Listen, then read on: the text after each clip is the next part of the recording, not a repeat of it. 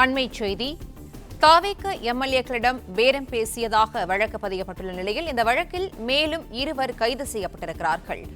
கூடுதல் விவரங்களை செய்தியாளர் கதிரவன் வழங்க கேட்கலாம். கதிரவன், வணக்கம். இந்த கைது நடவடிக்கை தொடர்பான விவரங்களை பதிவு பண்ணலாம்.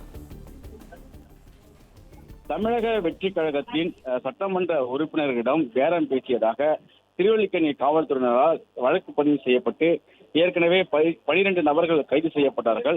இந்த நிலையில இன்று காலை 3 நபர்களை அழைத்து வந்து விசாரணை செய்து அவர்களிடமிருந்து 2.80 கோடி ரூபாய் பணமும் பறிமுதல் செய்யப்பட்டது. தற்போது விசாரணை முடித்து கொரட்டூரை சேர்ந்த கருணாநிதி, அதே போல சாலிகிராமத்தை சேர்ந்த சரவணன் ஆகிய 2 பேரை போலீசார் கைது செய்திருப்பதாக தெரிவித்திருக்கிறார்கள். கருணாநிதி, சரவணன், வினோத் வெங்கடேசன் ஆகிய 3 வரை இன்று காலை காவல் நிலையத்தில் வைத்து வந்து விசாரணை மேற்கொண்ட நிலையில 2 நபர்களை கைது செய்து ஒருவரை விடுவித்திருக்கிறார்கள். கைது செய்யப்பட்ட நபரிடமிருந்து 2.80 கோடி பணமும் பறிமுதல் செய்யப்பட்டிருக்கிறது. இந்த வழக்கில் இதுவரை மொத்தமாக 14 நபர்களை போலீசார் கைது செய்திருக்கிறார்கள்.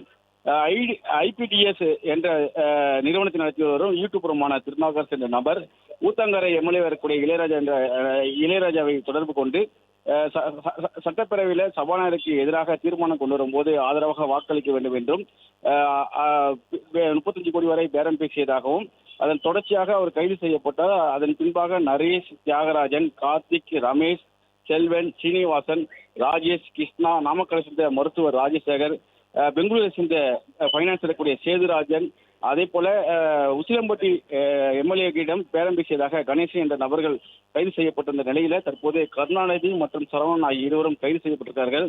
இவர்களும் பைனான்ஸ் நிறுவனங்களை நடத்தி வருவார்கள் என்றும் திமுக கட்சியை சேர்ந்தவர்கள் என்றும் காவல்துறை விசாரணையில் தெரிய வந்திருப்பதாக தெரிவிக்கப்பட்டிருக்கிறது.